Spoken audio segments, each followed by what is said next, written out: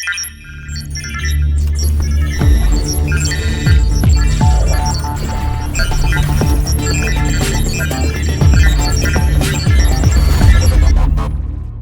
gördük, xoş gəlmisən. Hoş gördük. Bugün bizim danışacağımız mövzu trading mövzusudur və bu mövzu maliyyə bazarları haqqındadır. Trading mövzusu deməyimiz biraz üzgün çıxmaz. Amma biz bugün istəyirik ki, səninlə həqiqətlərdən danışaq. Yəni bu sahədə şablon danışmaq istəmirəm. İstəyirəm bugün biz sırf həqiqətlərdən danışaq. Buna görə ilk sənə sualımı vermək istəyirəm. Biraz bizim bugünkü podkastımız sual-cavab, şablon belə istəmirəm getsin. Sanki bir-birimizlə söhbət edirik. O formada getsə izləyicilərimiz də daha səmimi çıxar. Məncə. Onun üçün ilk sualı səsləndirmək istəyirəm və bu formada qarşılıqlı davam edək. İlk sualım ondan ibarətdir ki, biz bu sahədə bilirik çox yalanlar var. Bu sahədə istifadə olunan yalanlar hansılardır deyəndə ən birinci yada nə gəlir? Bax, birinci onun haqqında danışaq. Mənə görə tradingdən böyük yalan biz bu işi bacarmadıqda suçun psixologiyaya atılmaz. Misal üçün biz kurslar alırıq trading haqqında. Amma nəticədə nə görürük? Nəticədə görürük ki, qazana bilmirik. Bunun nəticəsində də bizə deyilən yalan o olur ki, psixologiyaya görə qazanırsınız. İkinci yalana gələndə tradingə ayırdığımız vaxt haqqında olan yalandır ki, bütün günü trade eləməliyik. Daha doğrusu trader olmaq üçün bütün gün vaxtımızı tradingə ayırmalıyıq. Amma ki, bizim tradingə ayırdığımız vaxt artdıqca bizim tradingimizin keyfiyyətləri də azalır. Yəni nə qədər az trade eləsək, nə qədər az vaxt ayırsaq, buna ikinci iş kimi baxsaq, o qədər də uğurlu olarıq. Əla. Yəni mən bu fikirlə razıyam.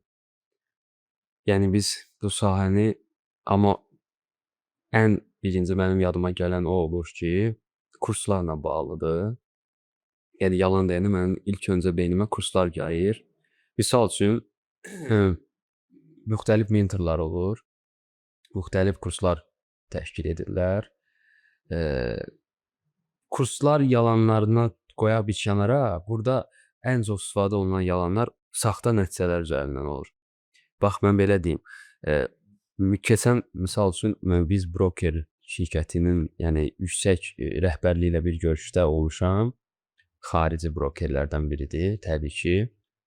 Məsələn, adamlar mənə təklif edirlər ki, gözümə baxa-baxa, yəni canlı görüşmə deyil, onlayn. Mənə bildirirlər ki, biz sizə fake hesab veririk, canlı kimi görsənə. Yəni, tamamilə də tanınmış brokerlərdən biridir. Ad çəkmək düzgün olmaz təbii ki. Biz sizə veririk canlı hesab. Siz bu canlı hesabı müştərilərinizlə bölüşün ki, bax, biz bu qədər qazanmışıq. Bunu müştərilərə göstərin, daha çox müştəri cəlb eləyin özünüzə. Həm sizin adınıza xeyirdir, həm bizim brokerə xeyirdir. Bax, misal üçün, bunu heç yerdə bəlkə də eşidilməyib. Amma çox, misal, nəticə göstərən mentorlar var ki, bu insanlar nəticə göstərir. O demək deyil ki, bu nəticə realdır. O demək deyil. Təbii ki, real nəticə göstərənlər də var. Yəni mən bunu deyirəm. Hər zaman bu danışdığımız bugün söhbətlər o demək deyil, bunlar hamıya aiddir. Sadəcə mən gördüyümü birbaşa demək istəyirəm ki, var. Amma onlar haqqında heç kim danışmır. Elə hamı baxır nəticələrə və hər kəsin gözü qamaşır. İkinci misalsı yalan. Əgər bir belə deyək, mentorun yaşı çoxdursa, o mentora hörmət var. Amma mənə görə bu səhvdir. Səbəb odur ki, yaş çox ola bilər. O insan rəsmi giyinə bilər və yaxud da elmi cümlələrdən istifadə edə bilər. O demək deyil ki, onun dedikləri çox düzgündür. Amma bugün bizdə elə baxırlar. Biri yaşlıdırsa demək ki, bunun neçə il sahədə təcrübəsi var. Amma elə deyil. Sən o adamın mənə datasını göstər. Sən o adamın mənə real nəticəsini göstər. O adam canlı trade etsin. Yəni onun belə bugün bir şeylər tapırlar. Ona belə manipulyasiyonlar verirlər. Sən görsən ki, elədir. Bax misal üçün biri budur. Mənə görə bu gün bazarda kurs satışı adı altında biz kurs satmırıq, amma elə deyil. Kurs satışı elə o demək deyil ki, biz deyək ki, mən kurs satışını edirəm, mən elə özüm yaratdım. Xeyr, yəni biz özümüz indi biz danışacağıq. Bunu demək ayıb deyil ki, mən bütün kursları araşdırdım. Bütün beynəlxalq kursları araşdırdım. Hər yerdən kurslar əldə etdim və mən gördüm ki, bunlarla bir nəticəyə gələ bilmirəm, amma içərilərində məni həqiqətə aparan bəzi kurslar oldu və mən nəticədə öz strategiyamı yaratdım. Və yaxud da elə onların strategiyası ilə, onların kursları ilə mən gəlirəm, kurs keçirəm. Yəni bu gün Azərbaycanda belə bir mənzərə var. Bu gün yəni kurs bazarı belədir ki, əslində hamı bir yerdən öyrənir. Məsəl üçün ICT daha çox yayılır. Çox danışmaq istəmirəm şablon. Demək olar hamısı sən özün də yaxşı bilirsən, ICT-dən yəni öyrənirlər çox insanlar və bunu hər kəs bir nöqtədə gəlir, bunun kursunu hazırlayır, tarab hazırlandı. Mən bunu çəkdim videolara, hazır videolara. Mən baxdım, mən çəkdim. İnsanlar fərqlidir. Hərə bir cür ad verir. Filan strategiya, gülməli adlar da var. Eyni şeydir. Nəticədə hamı eyni şeydir. Amma win rate-ə baxanda nəticədə hamı da zəifdir. Bir təbəqədə çıxır. O təbəqə ICT-ni pisləyir. ICT-ni pisləyir, bir başqa strategiya yaradır. Əslində hərə bazara baxır, eyni yerdən baxır. Əslində hərə bir cür baxır. Amma hamımız eyni qrafikə baxır. Hə, hamı eyni qrafikə baxır və əslində hərə elə bil ki, belə deyim də, hərənin bir düzgünlük payı, onun baxdığı baxış bucağında gizlənir. Əslində baxanda da görsən elə eyni sərhəddədirlər. Bir tık bir də görsən böyük olur və yaxud görsən elə aşağı və sonda görsən ikisinin də əslində win rate zəif olur. Amma misal üçün burada ən böyük misal üçün Türkiyədə belə bir şey olmuşdu ki, misal üçün neqativ üzərindən. Yəni ICT boşdur, çox qəribə, çox görsən nə gözəlsən, ICT boşdur, bunlar heç nə əldə edə bilmirlər. Onsuz da ICT trade edən bilir ki, müəyyən dönəmlər gəlir, 2 ay, 3 ay, hansısa dönəmlərdə bu işləmir, o bezir, özü psixoloji darıxdırır. Və onda həmin adamın sözü yadına düşür, amma onu pisləyirdi, amma bir demək deyil ki, onu pisləyən qaçma bir kurs. Ay sağ ol. Onu pisləyən adam o demək deyil ki, o güclü strategiya ilə keçir. Amma hype yığır. Gedib görürsən ki, bu fərqli baxışdır. Resurs sərf etsən, zaman sərf etsən, baxırsan, görürsən ki, nə yaxşı. Gəlsən trade nöqtəsinə, trade edirsən. Trade edəndə axıra gəlib görürsən ki, elə nə oldu? Bundan elə biraz fərqləndi. Elə demək olar eynidir. Nəticədə zaman itkisi. Ona görə hal-hazırda informasiya çeşidliliyi bu sahədə çox böyükdür.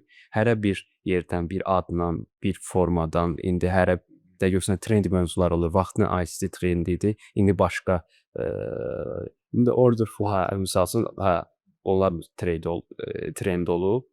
Yəni təbii ki, bizim maraqlı olan həqiqətdir. Düzgünün nəyinin olmasıdır. Bizi yəni onlar maraq. Amma mənim yəni beynimə ilk yəni gələn, mən misal üçün bu gün burada podkastda tam səmimi danışıram, amma elə elmi cümlələrdən istifadə edə bilərəm ki, üstündə podkastda səninlə də danışanda dedim də, yəni daha çox təbii gedirik heç nəyə hazırlaşmadan. Amma biz gəlməmişdən əvvəl elmi cümlələr qurardıq, tapardıq, gəlib burada o cür söhbətlər edərdik. Yəni bu gün baxılır ki, böyük şirkətlərdə, hətta nüfuzlu şirkətlər, onların keçdiyi proqramda belə smart money, dalğa nəzəriyyəsi, sonra ICT, sanki bunlar o qədər yüksək səviyyədə pox-poxla da belə deyərlər, tərif edirlər buna. O qədər tərif edirlər ki, baxırsan ki, yəni niyə hamı texniki analiz, fundamental analiz, bunlar bu məlumatları YouTube-dan da əldə eləmək olur, başqa yerlərdən də əldə eləmək olur. Buna güclü bir çıxış yolu kimi baxmaq və bunun üzərində gələcək qurmaq, bunun üzərinə vəsait sərf eləmək və sonunda nəyə səbəb olur? İnsanlar trade-dən ayrılır. Hamı forex sahəsini boş hesab edir. Çünki hal-hazırda Azərbaycanda mövcud ssenari budur. Demək, mən bura əlavə edəcəklərim, yəni odur, fikrimdə canlandırıram ki, həmin anda nə yadıma gəlir də yalanlarla bağlı.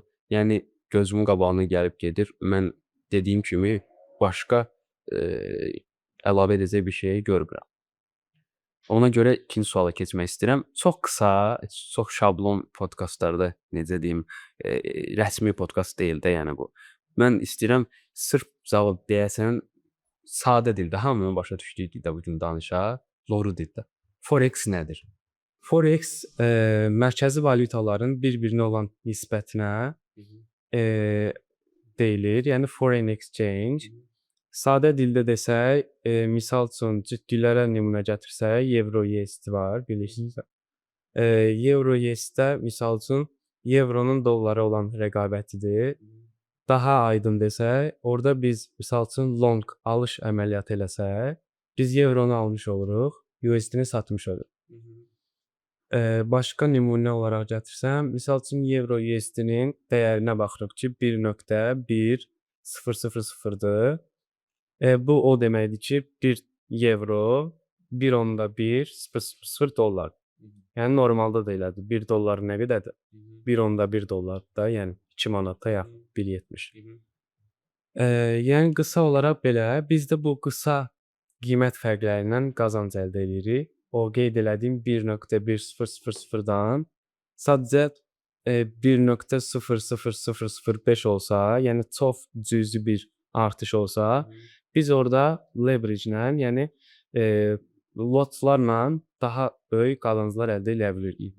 Yəni biz orada çox kiçik fərqlərlə yüksək əməliyyatlar aça bilirik.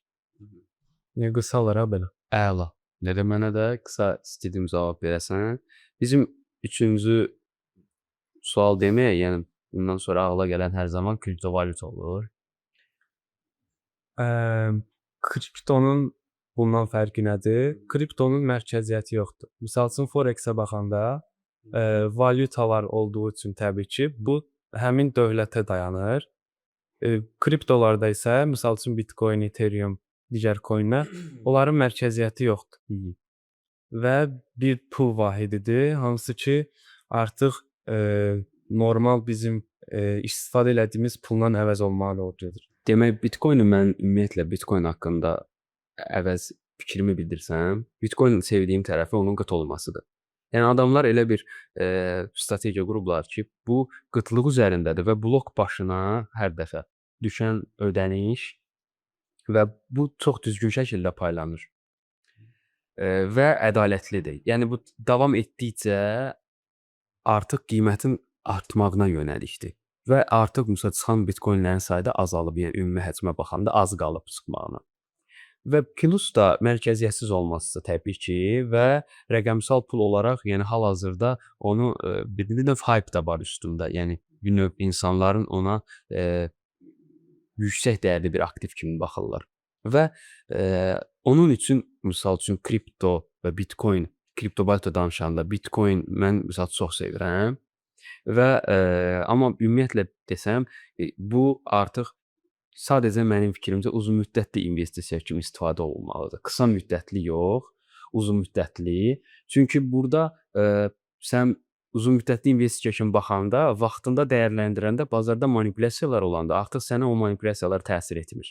Sən artıq çünki zamanında dəyərləndirmisən və ona görə kriptovalyutada ən çox nəzərə almaq lazımdır ki, bu varlıq nə problemi həll edir? Nə dəyərli bir varlıqdırmı? Dəyərli varlıqlar axtarmaq lazımdır ki, ona necə tələbat var? Tələb təklif üzərindən baxmaq lazımdır. Təkcə bunun necə deyim elə adı ilə yox. Bu dəqiqə ən böyük məsəl səhvlik odur. İnsanlar adı ilə axtarırlar və qəpik formasına baxırlar ki, 001-dirsə hansı kripto, bu yaxşıdır. Xeyr. Kriptovalyutalar içərisində Bitcoin və Ethereum çox dəyərlidir. Ethereum yeni çıxan kriptovalyutalara, bir növ coinlərə, tokenlərə bir növ keçici onlara dəstək verir bazara çıxmaq üçün və ona da tələbat artır. Demək ki, bunun dəyəri gələcəkdə dəyərlənəcək. Amma başqa tokenlər deməyə, coinlər deyək ki, dəyərli coinlər təbii ki də var, amma onları araşdırmaq lazımdır. Onun insanlar white paper ümumiyyətlə baxmırlar, oxumurlar, amma baxmaq lazımdır ki, arxasında komanda kim durur. Yəni çox bu mövzulara girmək istəmirəm, qısa keçmək istəyirəm, amma yəni dəyərli varlıqlar var və dəyərli varlıqlar axtarılıb tapılmalıdır. Və onlara uzun müddətli investisiya olunmalıdır. Bunun üçün də portfel nəzəriyyələri var. Sən artıq bölürsən çox riskli, məsələn 100% pulu dəyərləndirirsənsə, misal üçün onlardan sən daha risksiz, misal üçün pulu saxlayırsan qızılda, 20% qızılda, 20% nağd saxlayırsan, misal üçün 20% səhmlərə yatırım edirsən. Yəni mən tam risksiz portfellərdən danışanda portfel çeşidləndirmə nəzəriyyələri çoxdur. Yəni burada riski diversifikasiya deyirlər də, buna riski azaltmaq. Və burada artıq sən böyük riski daha az olan kriptovalyutalara, yəni burada biz deyirik Bitcoin və Ethereum, daha sonra da altcoinlərə, daha sonra tokenlərə faiz qismində bu şəkildə bölmək olur və amma mənim məsləhətim odur ki, insanlar kriptovalyutaya bu cür yatırım etmək istəyirlərsə, heç kimə onların vəsaitini idarə etmələrinə icazə verməsinlər. Özləri öz vəsaitlərini idarə etsinlər. Yəni hansısa xarici saytlar olur, onlara yazırlar atın. Ümumiyyətlə lisenziyası olmayan heç bir şəxs heç kimin vəsaitini idarə edə bilməz. Azərbaycanda belə bir reallıq var, amma bunu insanlar unudurlar. Kimsə Mərkəzi Bank lisenziyası olmadan heç kimin vəsaitini qadağandır. Bəli, qadağandır. Və əsas məsələ də odur ki, kriptovalyutada sən bu gün yatırım etmək istəyirsənsə, əvvəlcə öyrənməlisən, araşdırmalısan.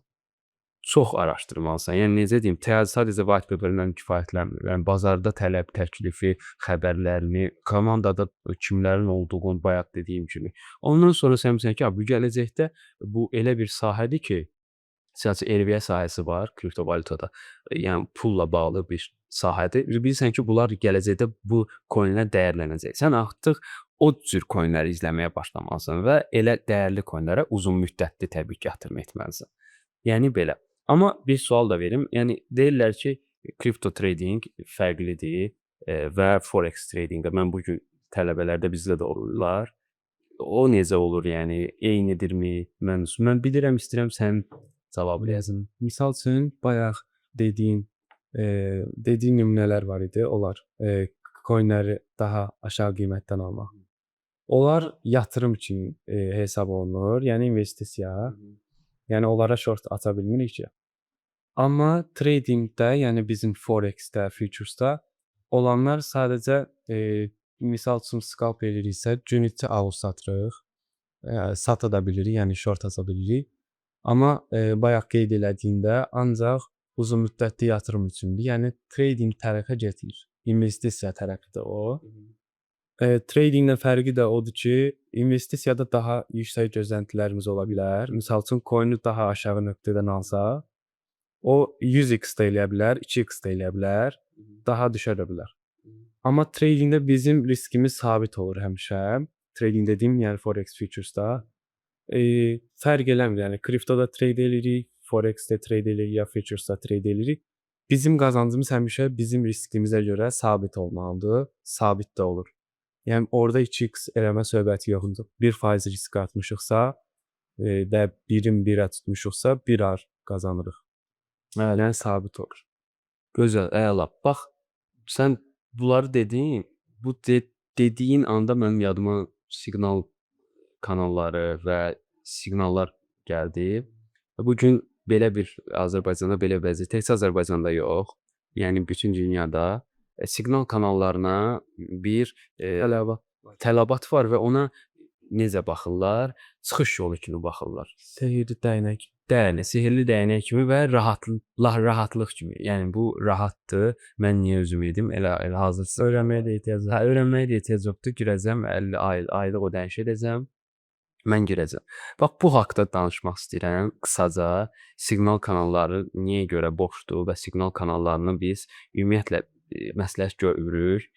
Belə deyim, ola bilər, yəni hansısa siqnal kanalları işlədən adamlar ola bilər ki, orada bir uğur faizi görə bilərlər. Amma elə siqnal kanalları var ki, elə bir şeylər edirlər. Yəni biz ona baxanda çox təəccüb keçiririk ki, necə ola bilər ki, bu adamlara bu qədər insanlar qoşulur və onlar öz vəsaitlərini orada bilirsən də elə bir şey var. Sən elə bir brokerdən keçirsən, brokerdən də keçəndən sonra siqnal kanalına qoşulursan, artıq orada onlara affiliate-dən ödənişlər də gəlir. İnsanlar rahat keçirlər, hamı pulunu yatırır, heç kim düşünmür ki, bu necə olur. Bu mən aylıq baxım, bir ayın sonunda datama baxım, görüm mən axırda qazanclı olacağam bir həftədən sonra. Və baxırsan bunların çox belə gülüncdür və bu adamlar da özlərinə elə o qədər güclü hesab edirlər, bir traderdir adı verirlər özlərinə. Amma hansı ki traderlər üçün düzgün nümunə deyil də, yəni onlar. Baxırsan bunlar açdığımız məsələn biz bir dəfə girmişdik də səninlə idi, ya özümüz idi girmişdik. Baxırıq ki, bunlar əməliyyat açıb, əməliyyat açıldı, ha, aha, səs-küy hamı girdi əməliyyata. Yəni vaxtıyla necə deyim, çoxları da başqa sahələrdə olublar ha, yəni onu deyim. Sonradan bu sahələrə keçiblər. Görürlər ki, ha, trading Azərbaycanda yayılır, gəl elə hamımız ataq elə keçək tradingə. Açır əməliyyatı, görürsən stop navoyda, sən özün elə demişdin də onu. Stop navoyda TP çox kiçik. Və TP olan kimi hə, artıq yazılır ki, əməliyyatlar plusa keçdi. İstədiyinizlə bağlaya bilərsiniz. İndi bu adam görür ki, keçdi, böyük risk alıbsa, orada böyük rəqəmlər gələcək. Keçən kimi içində necə anlar? Allah sənin köməyin olsun. Başçı içində o dua eləməyə. Amma bir də görsən düşdü, stop oldu. Amma onu elə edir ki, deyir riski sənindir də, yəni bunu. Deyir, yəni əməliyyatlar plusa keçsə bağlaya bilərsiniz. Yəni qoyur sənin ixtiyarında. Yəni sən bununla necə ola bilər 1 ay ərzində, 2 ay ərzində sənin necə deyim, qazancı ola bilər. Maksimum necə ola bilər? Həftədə 2 dəfə zamanın olar. Girərsən, eləyərsən onu, hə oldu, bəxtin gətirdi, hə girdin, böyük götürdün, hə ondan sonra. Yəni sən bu gün həmin adamlara müsbət sözlər yazılırsa, o adamlar davamlı trade etmir. Yəni mən bunu demək istəyirəm. Çünki bu mümkün və yaxud orada risk anlayışı var. Məsəl üçün biz risk anlayışı bilirik də 1-in 2-yə olanda risk daha win rate ilə ölçüləndə Win rate daha aşağı. hə win rate məsəl üçün orada sərf edir 1-in 2-yə olanda. Hə win rate daha aşağı olur, amma risk baxımından yanaşanda bizə bilirsən də 1-in 2-yə əvvəldə bu haqqda var idi bizdə videolar ki biz 1-in 2-yə edəndə, yəni riskimiz win rate 55 olanda, amma biz 1-in 2-yə qalsa biz daha çox qazancı olur.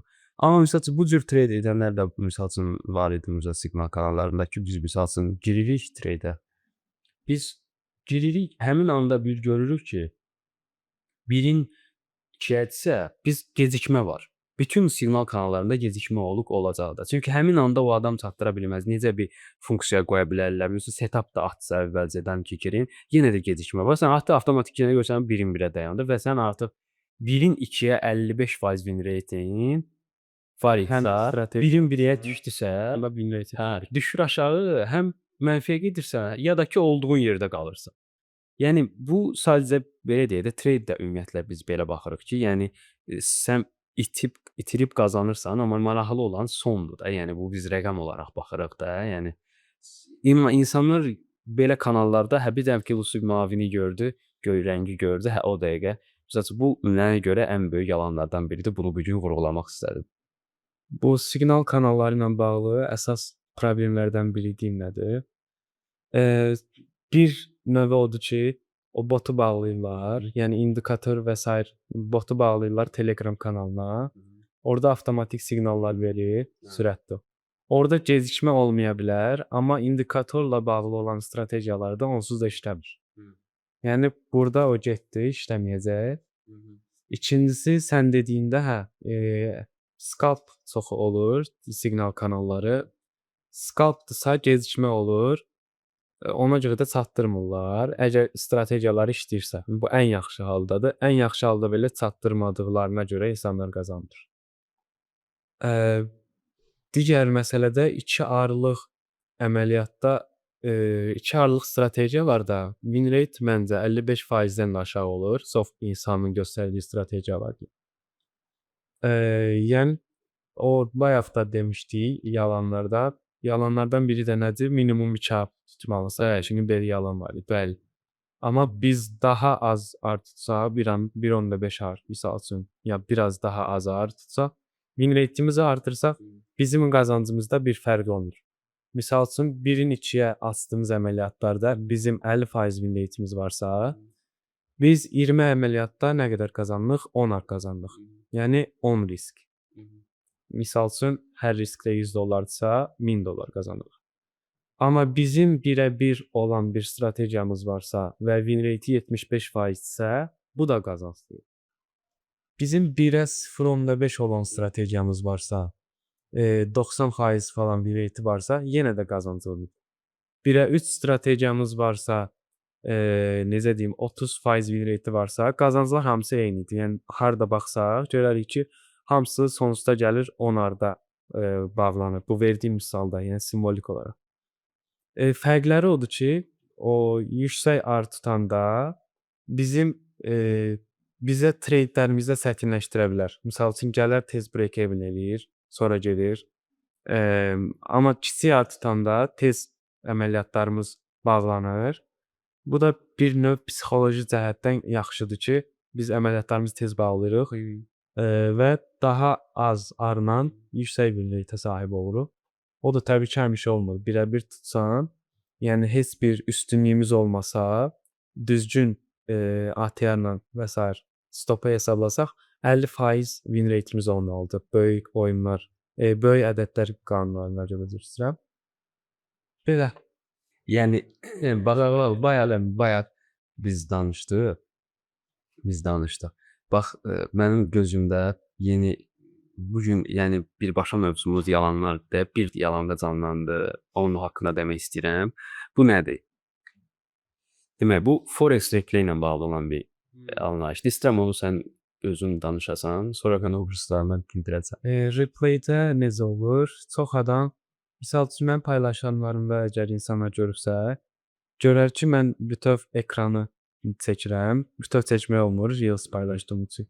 Amma o yenidən oynat, yəni replay hissəsini mən açıq qoyuram ki, görünsün ki, orada klik olmayıb. Amma çox adam olur ki, o replay hissəsini çəkmir. İndi trailingə təzə bir funksiya gəlir. Orada saniyə də artıq davam edə bilir. Misal üçün mən əvvəldə paylaşımlarda çaşıb o reply butonunu qoymurdum. İnsanlar da elə bilirdi ki, demodur. Mən də orada yazırdım ki, saniyəlik davam eləmir trading view-da. İndi amma o funksiya da gəlib. Ona görə bu da bir yalanlardan biridir ki, butonu göstərmirlər, amma trading özünü göstərirlər. Halbuki keçmişdə olub, hal-hazırda daxil olunmamış. Bəli. Bax, o bir yalan. İkinci yalan komissiyonla bağlıdır.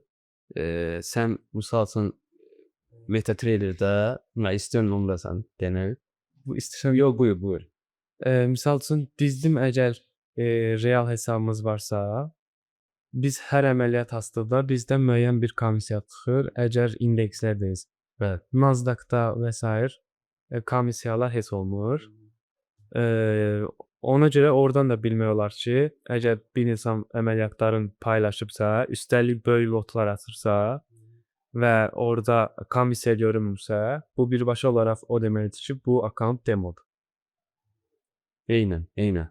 Bax, onu çox istifadə edirlər. Yəni elə bir adamlar istifadə edirlər. Baxırsan ki, bunun arxasında çox böyük bir kütlə durur, amma elə bir, yəni ortada bir şey, onu heç kim anlamır. Qaldır orada böyük rəqəmlər, cəlb edici. Bax, bir o idi. Bir də nə var idi? Bu daha çox proqramlaşdırma sahəsində olanlar bilər. Bu fon hesablarda çəkimlər var sporlarda. Bax onun da haqqında da bildi. Sonra mailə də gəlir. Heç məlumat gələndə orada da oynamaq olurdu. O mailə gəlməyi misal üçün fon hesablarından payout çəkəndə o belə ən yaxşı haldır ki, heç olmasa çəkib payout-u onun üstünü boşamayın. Ümumiyyətlə necədir? Misal üçün gedirlər yeni bir fon hesabı alırlar.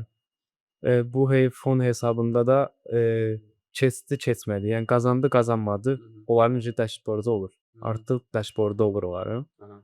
Bu dashboardda da inspect biz mouse'a sağ klikləyəndə Chrome-da inspect hissəsi var.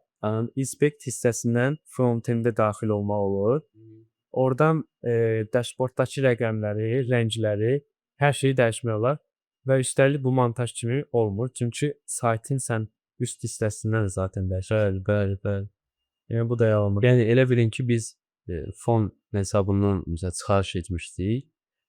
Mən baxdıq da orada birlikdə. Yəni orada o səhifəni yeniləyəndə bilinir də, indi onu Səhifəni yeniləyəndə geriyə qayıdır. Amma yenilənmirsə, orada istədiyin rəqəmi yaza bilərsən. Yəni sənə $2000 gəlibsə, sən onu 20.000 eləyirsən, çəkini çəkirsən, atırsan ki, mən 20.000 çıxarış elədim. İndi onu heç kim bilmir axı onu. O bilmir. O da hamı bilir ki, bu $20.000 misalsın fon keçib. Demək ki, bu yaxşı dərs keçir. Belə məsələlər var. Amma o səhifəyə yeniləyəndə avtomatik ortaya çıxır. Ona görə əslində elə videolar çəkiləndə onlar tələb olunmalıdır. Və mənə görə Bu sualımıza gələcək. Elə istəyirsən o sualı verim sənə. Bir mentor necə olmalıdır? Bir mentor bir mentor can yandıran olmalıdır tələbələrinə. Niyə?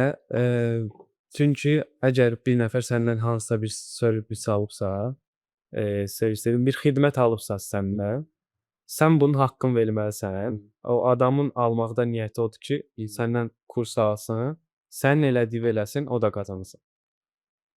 Ona görə mentor dürüst olmalıdır, məsuliyyətli olmalıdır, can yandırmalıdır. Yəni bütün eforun tələbənin qazanmasına sərf eləməlidir. Yoxsa ki, kursu aldım, satdım, sağ olun, sizi tanımıram kimi olmamalıdır. Bəli, bəli, çox düzgün. Bax, mən bu gün Forex dərsi keçirik. Misal üçün, biz qazanmağı öyrədirik. Sən keçdiyin müəllim qazancı sənə göstərməlidir. Tələbəsinin nəticəsini göstərməlidir. Daha sonra Az-maz təcrübə oldun. bəli, hə, onlar hamı datasını göstərməlidir, ən önəmli olan. Və sən orada bəxt testlərlə keçməlidir dərsi və sən görməlisən ki, amma bu təəssüflər olsun ki, bu gün çox yerlərdə biz buna rast gəlmirik və bu bəzən ona giririk ki, gizliliyimizin pozulmasını istəmirik. Bu, yəni bəli, ola bilər, olur həqiqətən, amma bu çox vaxt bundan sui-istifadə edənlər də olur. Onun üçün bizə görə ən birinci önəmli məsələ, yəni bunlar olmalıdır. Yəni belə. Yəni amma biz özümüz misal üçün danışsaq ki, biz özümüz necə başladıq? Biz necə başladıq bu sahəyə? Bax, Düşüncə Akademiyası. Hə, yəni mən Düşüncə Akademiyası olaraq demək istəyirəm ki, bizim əvvəl başlayanda bu kursa biz abituriyent kursu olaraq başlamışdıq. Bir hardasa 4 il bundan əvvəl. Biz abituriyent kursu olaraq başladıq. Bizdə müxtəlif təlimlər, sonra dil kursu oldu. Sonra proqramlaşdırma kurslarını belə keçdik və yəni bizim elə oldu ki, biz təlimlərimizi gördük sahənin, məsələn biz müəllimlər olduq. Bu müəllimlərin yolu ilə biz bu sahəni yeni bir sahəyə gətirdik və mən düşündüm kurs olaraq ki, bizim kursda yalnız niş sahə olsun da, yəni bir sahəyə xitab eləyək, o burslarını elə bilək. Və elə oldu, yəni o dövrlərdə demək olar kurs sayı çox az idi. 1-2 kurslar var idi, bizdən də əvvəl başlamışdılar. Çox az idi o dönəmlərdə. Biz başladıq kursa, müəllimlər gəlirdi, dərslər keçirdi, mən özüm də nəzarət edirdim. Mən özüm də dərslərdə elə o dönəmlərdən, yəni mən də özümü öyrənməyə başlamışam, amma dərslərdə olursan, görürsən ki, biz kursa başlayanda, məsələn, mən özüm kursa başlayanda çox belə dərinlərə girmək istəmirəm, amma sırf həqiqətən, yəni mən tanıyanlar bilir, sırf mənim məqsədim həmişə orada insanlara dəyər vermək olub. Onu da belə çox belə boş söz olaraq demək istəməmişəm. Onun altında böyük səbəblər. Çünki bir insan şəxsi həyatında böyük problemlər yaşayanda, itkilər olanda, insan həyatı sorğulayır. Yəni mən həyatı sorğulamışdım ki, bəs bu nədir də, bu məna axtarışına çıxmışdım. Mənə heç nə maraqlı gəlmirdi. Mənə hər şey insan o səviyyədə həqiqətən mən əslində o dönəmlərdə əslində insan oyanış dönəmləri olub birdən. Ondan sonra mən dedim belə bir sahə olsun ki, mən biznes sahəsində orada dəyər verim. Ona görə kurs sektoruna keçmişdim. Hətta biz abituriyent dönəmlərində 2 ay olurdu, 1 ay olurdu ki, biz ödənişsiz dərslər edirdik. Heç kim gəlmirdi ki, bunlar ödənişsiz dərs keçirsə, ödənişsiz dərs nə olacaq? Yəni bunu belə, bu hər yerdə həmişə demişəm. Və biz onda müəllimlər gəldilər, indi keçim ora, o Forex keçdik, kripto. Mən özüm baxıram ki, yaxşıdır. Yəni bizim keçirik, tələbələr də qazanırlar. Yəni bu özün bilirsən ki, əslində belə deyim, bütün strategiyalar işləyir. Yəni o demək deyil ki, bu gün ICT-nə məşğul olanlar boşdur, yalandır. Yəni belə deyim, biz yalan kimi demirik onu. Əslində işləyir hamısı. Mən prosta ən çox yalan toxunmaq istədiyim odur ki, keçmişdə axtarışda olmuşsam, ICT-dən istifadə eləmişəm. İndi axtarışda olub özümü təkmilləşdirmişəm. Plan başqa strategiyadan istifadə edirəm. Və yaxud da özümküdən istifadə. Amma bunu mən dürüst olaraq deyim də, yəni burada bunu deməmək pis bir anlayış kimi görsəm də, onsuz hamısı da işləyir. Sadəcə daha yaxşı işləyən və daha yaxşı qazanc verən var. Amma daha çoxları elə olur ki, yerində saymaq yox da təbii ki. Çoxsu daha çox yerində sayır. Bu da olur. Bundan beri. Yəni biz görürdük ki, bizə müəllimlər gəlir və işləyir. Həqiqətən işləyir, tələbələr də qazanır. Amma tam o deyil. Yəni baxırsan ki, nəsə, yəni tam o deyil də, yəni. Və ona görə biz başladıq axtarışlara. Məsəl üçün biz o dönəmlərdə, yəni artıq yəni müəllimlərlə özümüz yolumuz ayrıldı və məsəl üçün bizim sırf ona görə yox ki, yəni belə deyək də, strategiya onunla bağlı olmadı. Yəni biz artıq o dönəmlərdə avtomatik mən başladım, bütün özüm mənim maraqlı gəlir ki, bunun daha yaxşısı ola bilər də. Yəni biz onda artıq kurs satışını dayandırdıq. Yəni belə deyim, hə, 1 ildir dayandırdıq. Həmin başladım ki, bəs biz keçək, daha yaxşı bütün xarici burslara, yəni xaricdə belə gedib burslar, yəni almışam. Baxırsan ki, alırsan hamısı demək olar yenə də eyni. Elə onlarla eynidir. Yəni izah eləyə bilirəm. Heç bir fərqlilik yoxdur. Sadəcə bəli, qlobal strategiyadır, amma elə eynidir. Baxırsan ki, onda bu sahə belə imiş. Adam içinə narahatçılıq gəlir. Hətta sahədən əlini üzürsən, sahəni boş adlandırırsan, əl çəkmək istəyirsən. Belə anlar yaşanıldı, amma yavaş-yavaş artıq araşdırırsan da bizə səninlə tanış olduq, sən öz strategiyanı bəhs etdin və o strategiyanı tanış olandan sonra görürsən ki, demək, bu mümkün imiş. İndi onda insanın içi də rahatlayır, insanın içinə bir rahatlama gəlir, sahəyə qarşı inam da artır. Biz bunları gördük.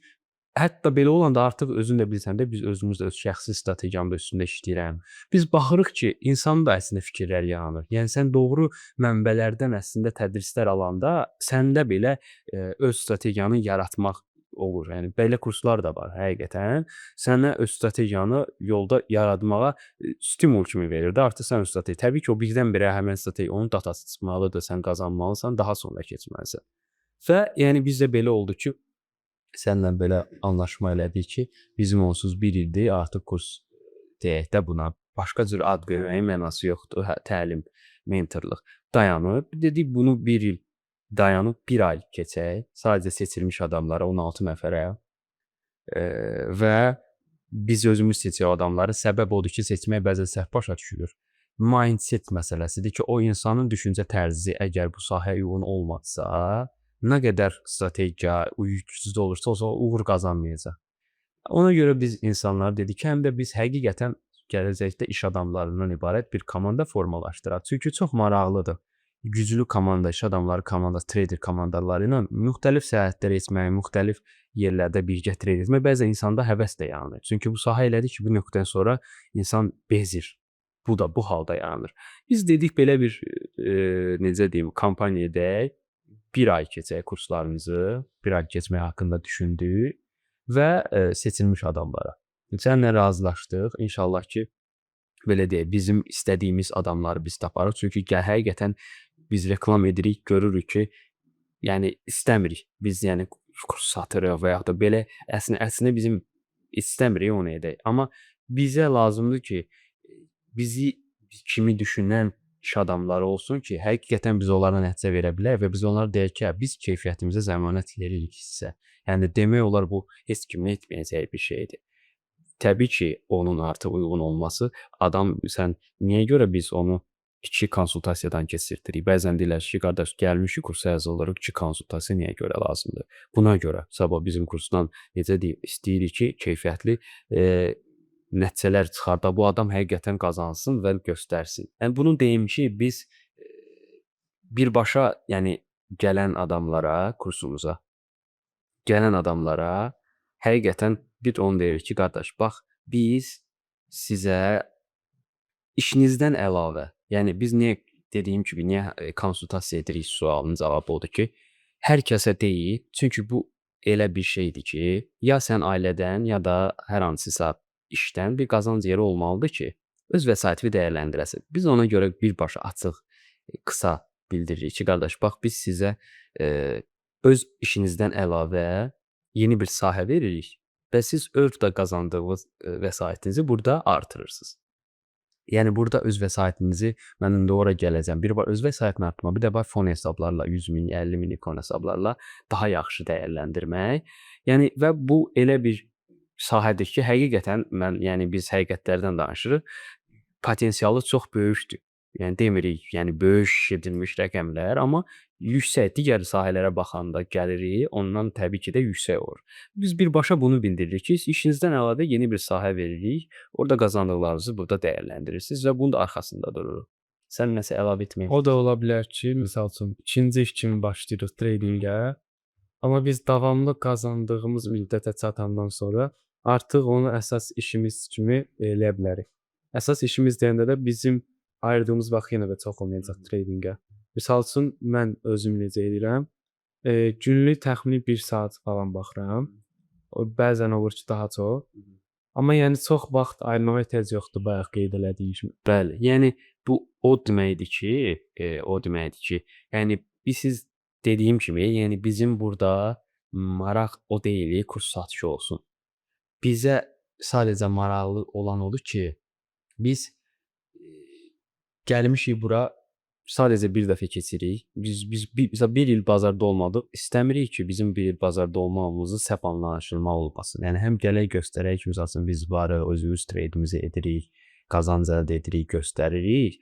Həm də bizə çox maraqlı deyil əslində kurs satışı. Həqiqətən elədir. Çünki biz onu davamlı nəzərdə tutmuruq hələ ki.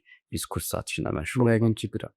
Yəni nəzərdə tutmuruq bir ay gələk, yəni kurs satışımızı keçək və biz göstərək nəticələrimizi və əsasən istədiyimiz kimi iş adamlarından ibarət o community-ni Keyfiyyətli topluluq. bəli, həqiqətən, yəni bayaq dediyim kimi elə quraq. Yəni bu gün oturmuşuq anda ki, biz götürəcəyik bu gün kurs satışını keçiririk, kurs satışından gəlir əldə edirik, yox. Biz ona görə insanlara məsləhət görürük ki, ikinci sahəniz olsun ki, əlinizdə. Burada yaxşı nəticələr əldə edə bilərsiniz. Belə. Mən istəyirəm növbəti sual da verəm ki, bax sən ümumiyyətlə bu sahədə olan həm yeni başlayanlara, həm də nəticəsi olana nə məsləhət görürsən? Yeni başlayanlara məsləhət olaraq deyə bilərəm ki, ilkin təməl bilgilər var. Təməl bilgiləri öyrənmək bir neçə ay çəkəcək. Bir ay bəs eləyir əslində.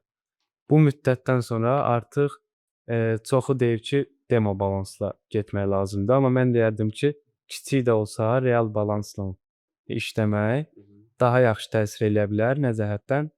Daha yaxşı mühitə uyğunlaşaraq. Amma demo balansda biz həmin vaxt itkisi olacaq bizim üçün. Niyə? Çünki biz həmin psixologiyanı başa düşmürük. Real pullarla işləmək daha başqa cür mənfi təsir eləyə bilər. Qazandığımız pullar bizim öz pulumuz olmayacaq. Bu da bir növ bizə ziyan verə bilər. Yəni başlayanlar təməl bilgiləri öyrənsinlər, daha sonra təsdiq olunmuş strategiya öyrənsinlər. Ondan sonra sadəcə eləməli olduqları şey davamlı bu prosesi davam elətdirməkdir. Yəni yeni şeylərə qaçmaqdan əlavə eyni şeyləri hər gün eləməlidir. Eynən. Çox düz. İnşallah bunu yeni başlayanlar və bazarda olan treyderlər nəzərə alarlar. Biz bayaq danışdığımız məsələdən önəmli bir nüans da qaçırtdıq. Nəzərə çatdırmaq istəyirəm. O odur ki, biz dedik axı, həqiqətən qazanan kurs satışını etməz. Biz bunu dedik. Amma belə bir anlayış da var ki, biz burada zaman məsələsi var. Yəni o zaman məsələsi nədir? Mən bu gün trade edirəm və mənim artıq əlavə bir zamanım qalır və bəzən bunu həqiqətən əslində bu da tərif olunmuş bir mövzudur ha, yəni bəzən deyilir ki, hə, niyə də bu vaxtımı bundan istifadə et, vaxtımı dəyərsəndirib kursa, amma çoxsu necə deyim, burada düz deyənlərdir, amma çox az hissəsi bundan da istifadə edirlər. Amma həqiqətən elədir ki, sənin onsuz da öz əlavə işin varsa, trade də varsa, boş vaxtın varsa və bu boş vaxtının dəyərini yaratmalısan, dəyərini çıxartmalısan və niyə məsələn Dəyərə uyğun.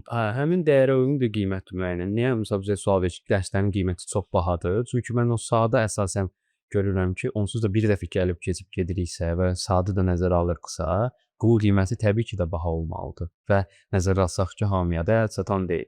Yəni ona görə bəzən suallar gəlir qiymətlə bağlı. Bəs niyə qiymətlər bahadır? Onu da belə bu cür həvəs eləmək istədim. Amma istəyirəm sənə də o sualı verəm ki, bax biz hal-hazırda deyirik də, yəni dərslər haqqında danışırıq, bu mövzular haqqında danışırıq. Səncə, sən elə deyim, bu sahədə təhrif olunmuş mövzular nədir? Təhrif olunmuş məsələlər nədir? Hansı ki, əslində elə deyil, amma doğru kimi gəlib çatıb bizə təhrif olunub. Əslində bunların çoxunu biraz əvvəl qeyd elədik. Bunlardan biri suçun psixologiyaya atılmasıdır. Yəni qazanmırıqsa, misal üçün çox kurs satan insanlar qazanmayan tələbələrinə elə bəhanə gətirir ki, sənin qazanmama səbəbin öz psixologiyadır. Həmin adam da gedir depressiyaya düşür. Gəlib. İkinci təhrif olunmuş mövzuda bayaq dediyim kimi minimum 2 ar, 3 ar tutmalıyıq ki, bu işdə qazanaq, amma ki dəxlisi yoxdur. Biz 1-in 0.5 ara belə yüksək win rate-lə qazanca gələ bilərik. Yəni çox adam tanıyıram ki, bəziləri yüksək arla, az win rate-lə qazanır, digəri isə çox az arla, yüksək win rate-lə də qazanır. Bunların məntiqi eynidir əslində, qazancları da eyni olur təxminən. Fərq ondadır ki, yüksək ar tutanda, yəni 1-in 2-ə, 1-in 3-ə prosesi biraz çətinləşdirir. Yəni psixoloji cəhətdən də ola bilər bu. Həm də elə bu Yəni sən onu deyirsən ki, aşağı 0.5 arla belə maraqlı 90% win rate-lə qazanan adamlar var.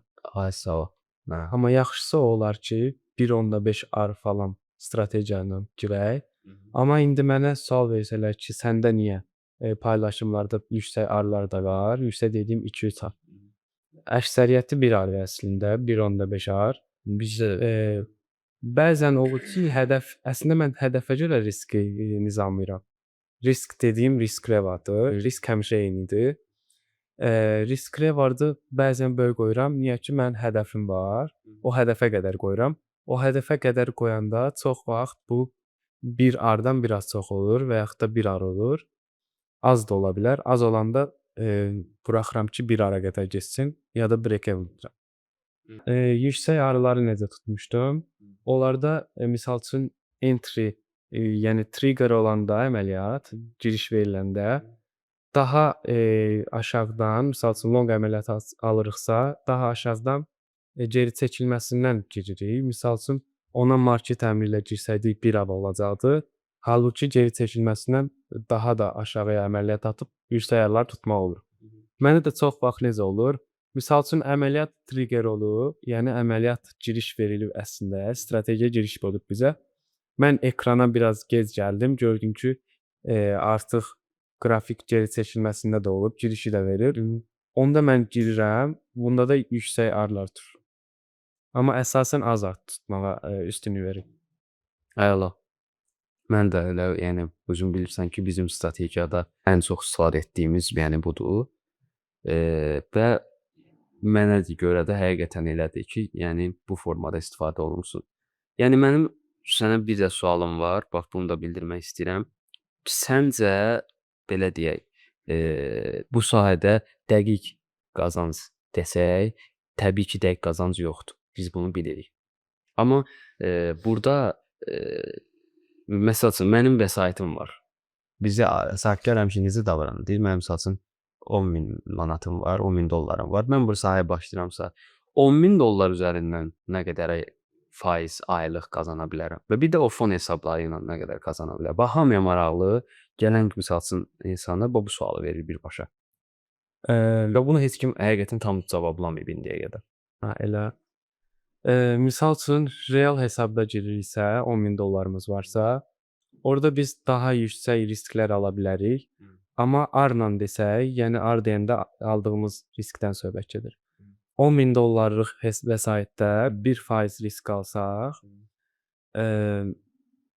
ümumi əməliyyatlarımızın da sayı belə deyim 15 olsa və 1-in 1-ə olsa, 70% win rate-lərdə, 75% win rate-lərdə bizim ortalama bu win rate-lərdə bizim ortalama qazancımız olacaq. Misal üçün 4 ar və yaxud 6 ar, 8 ar da ola bilər. Bu aydan aya dəyişir. Təbii ki, sabit bir şey deyə bilmərik. Amma ki, digər bizneslərdən fərqli olaraq başqa bizneslə məşğul olsaydıq, minimum bir restoranın açılması üçün 100.000 vəsait lazımdır bizə. Burada fon hesablarına 100.000-lik vəsaitə biz 1000 manatdan da sahib ola bilirik. Əgər özümüzü sübut ediriksə, onun üstündən qazana bilirik. Misal üçün fon hesablarında 100.000 dollarlıq fon hesabı aldıq deyək. Fazaları da keçdik, yəni fund olduq. Bundan sonra biz aylıq 5 ar, 8 ar qazansaq və 1% risk alsaq, bu 5.000 dollar eləyir 5% üçün, 8% üçün eləyir 8.000 dollar. Əgər 1% risk alsaq, Daha aşağı risk alsaq, daha da az olacaq. Daha yüksək risk alsaq, daha da yüksək olacaq. Amma real hesablarda, yəni fon yox, öz şəxsi vəsaitlərdə yüksək risklər almaq olar. Yüksək risklər almaq olar deyəndə ki, biz fon hesabında zaten 1% risk almırıq. Bizə verilən məbləğ orada 10%dirsə, necə deyim, biz 1/10-ni işlədirik onun. Şəxsi vəsaitdə də 1/10-ni işlətsək, o bizim şəxsi vəsaitimizin 10% yeyir. Ona görə, yəni şəxsi vəsaitdə 10% risk almağa bərabərdir fonda aldığımız 1% risk. Yəni 1% şablon olur biraz. Bəli, bəli. Mən bilirsən necə sual vermək istəyirəm sənə? Bax, gələn insan həmişə deyir, qardaş, mən aylıq öz vəsaitimlə neçə faiz qazanacağam? Bax, onun birbaşa açıq sualını, onda dediklərindən sən neçə faizdir? Misal üçün birbaşa deyim, 5 ay qazanacaqsa 5%, $100.000 $5.000. Yəni nə qədər arasında dəyişir o? 4-9 arası, 4-10 arası deyə bilərik. 4-10% arası. Yəni aylıq. Bu $10.000 vəsaitdə bir faiz Vəsaitdən asılı olaraq bəli. $400 $1.000 arası eləyir. Bəli. $100.000 vəsaitdə nə qədər eləyir? $4.000-dan $10.000 arası eləyir. Bəli, bəli. Yəni vəsaitə görə dəyişir, amma faiz olaraq da desək, 4-9% 10 tam olaraq arası. Yəni kifayət qədər baxanda biz təbii ki, burada böyük neçə faizlər deyə bilmərik. Elə ona görə insanlar uğursuz olurlar. Bu yəni Bu da tərif olunmuş mövzulardan. Bəli, bəli, xərif olmuş mövzudur və dəqiq biz deyiriksə, yəni real olmalıdır bu və reallıqda həmişə böyük yüksək olmur da bilirik. Yəni bu kimlərnəsə az gələ bilər, amma bu sahədə ən düzgün olan faiz nisbəti budur. Əsl strategiya necə olmalıdır? Əsl strategiya marketin öz şərtlərinə uyğun olmalıdır. Mənə görə manipulyasiya olmalıdır. Yəni manipulyasiyaya əsaslanmalıdır bir strategiya və trendin əksinə olmamalıdır. Tamam. Win rate risk mənasında deyirsənsə, məncə win rate yüksək olmalıdır. Risk revardı daha az olmalıdır. 1-10 inşallah. Yaxşı, bəs neçə saat ayırsın? Neçə saat ayırmaq lazımdır səncə gün ərzində? Gün ərzində ayırmalı olduğumuz vaxt mən öz strategiyama əsasən, yəni 5 dəqiqə də ola bilər həmin əməliyyatı almağı. Ümumən qrafikdə keçirdiyim vaxt 1 saatı keçmir. Yəni daha yüksək dilimlərdə mən baxıram, daha sonra scalp eləyirəm. Ona görə 1 saat, 3 saat aralığında baxıram. Bəs burada ömürlük təlim gedir də, bilirik. Kurslarda istifadə olunur. Ömürlük təlim anlayışı var. Nə deməkdir ömürlük təlim? Ömürlük təlim odur ki, təlimlər normalda qısa vaxtda keçirilir, amma hər bir tələbənin qavrayışı fərqli ola bilər də. Yəni bir tələbə 1 ayda təmiz başa düşə bilər, o biri tələbə isə başa düşə bilməz. Çox az hallarda olur, çünki sadə dillə izah eləyəndə zaten hamı başa düşür. Amma ömürlük təlim odur ki, həmin təlimi keçdikdən sonra da mentora ulaşım olur, belə deyim. Yəni əlçatanlıq olur. Ömür boyu həmin adam qazanana qədər mentor öz dəstəyini verir. Bu da olur ömürlük təlim. Tamam. Bəs yaxşı. Ömürlük təlimi bildik. Bu copy trade anlayışı var da, copy trading. Bu copy trading anlayışı niyə görə tam uğurlu deyildi? Yəni niyə görə copy trading istifadə etməyə özümüz trade eləyirik? Birincisi kimdənsə asılı olma, bizi davamlı qazanan trader eləyə bilməz. Ümumiyyətlə trader olmursan da, amma yəni biz bu işi əsas iş kimi görürsə, yəni ciddi alırıqsa, bu sahəni özümüz öyrənib özümüz trade eləməliyik, özümüz qazanmalıyıq. Yəni kimdənsə asılı olmamalıyıq. Siqnal kanalları, copy tradingin özü də başqasından asılı olmaq deməkdir. Ona görə bunlar ümumiyyətlə uyğun deyil əgər bu işi ciddi görürsünüzsə.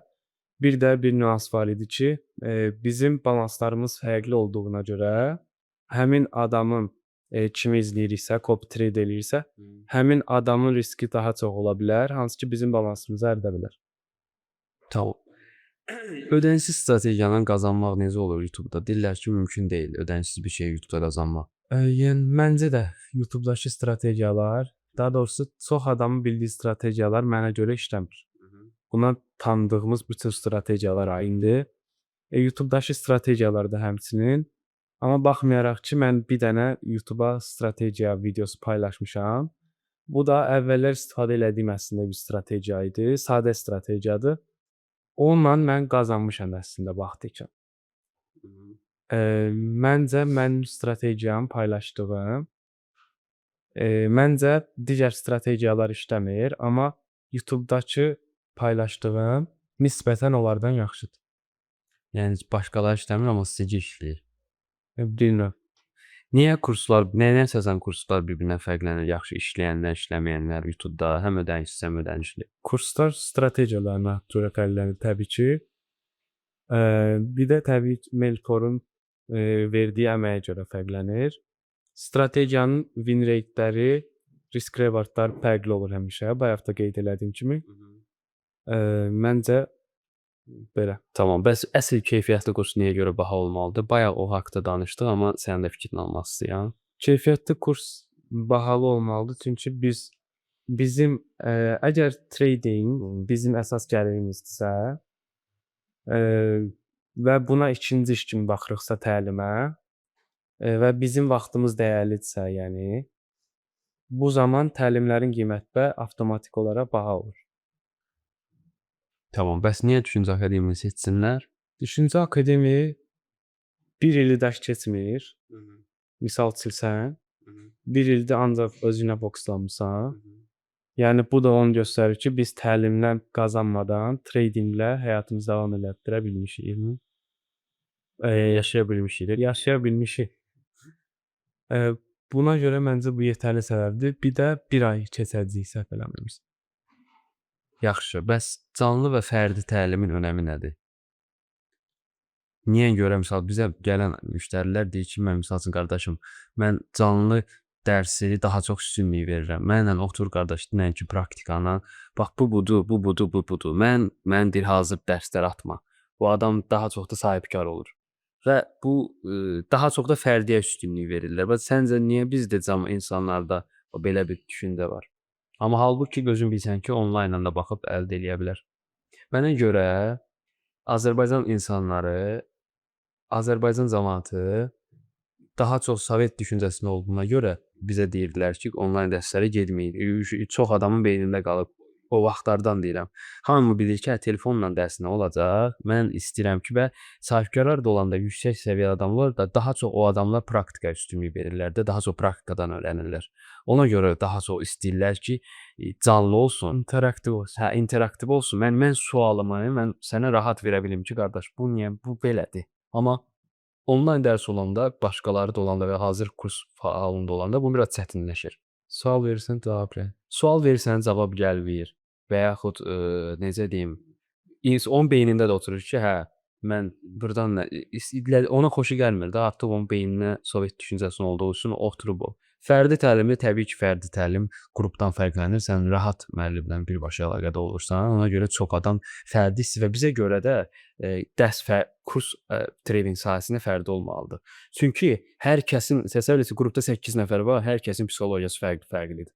Sən bunları əldə tutmaq üçün hər birinin psixologiyası dərinliyini eyni düşünməlisən ki, bu insan itirməyi götürmür. Səbəb odur ki, bu uşaqlıqdan belə böyüdülüb və yaxud hansısa bir hadisə baş verəsən, bir növ trader psixoloji olaraq da bilikləri olmalıdır da, psixoloq kimi bilikləri olmalıdır ki, onun dəlilinə yesin ki, sən itirməyi qəbul eləmirsən. O 8 nəfərlə məşğul olmaq çox çətindir. Amma bir nəfərlə olan sən sırf o bir nəfərlə işləyirsən. Bir nə görsən ki, misal üçün bir 200-300 tələbədir misal üçün deyirəm və onların hər birini sən necə onların psixoloji çatdıra bilərsən? Bunlar çünki o bir damcı mənfilik hiss elədi, o psixoloji məsələsinə görə düşür depressiyaya, hər şeyə son qoyar, səni də son qoyar, sahəyə də son qoyar.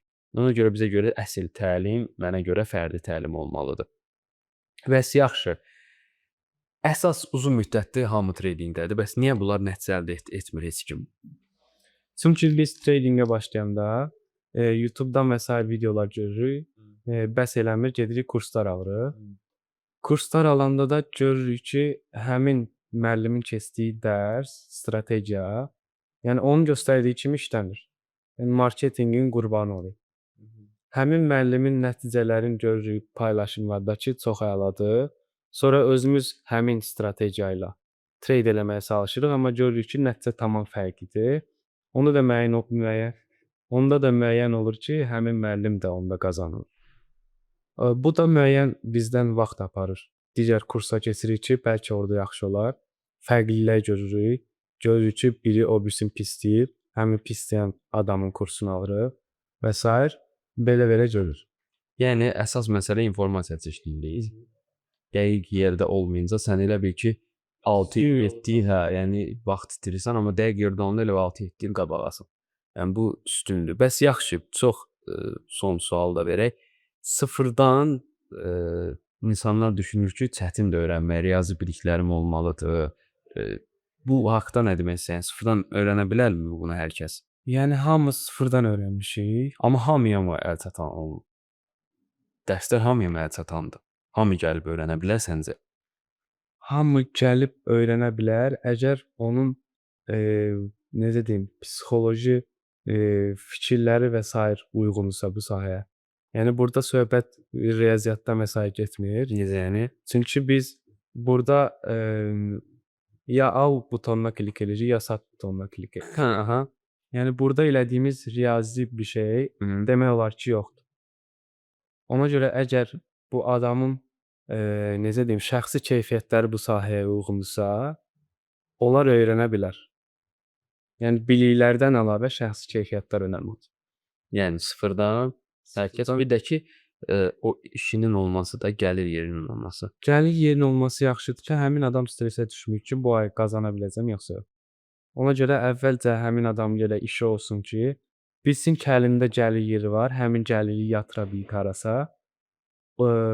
Eyni zamanda tradingi paralel apara bilər. Çünki trading özü də onda çox vaxt aparmayacaq. Yəni vaxtı olacaq ki, trade eləsin.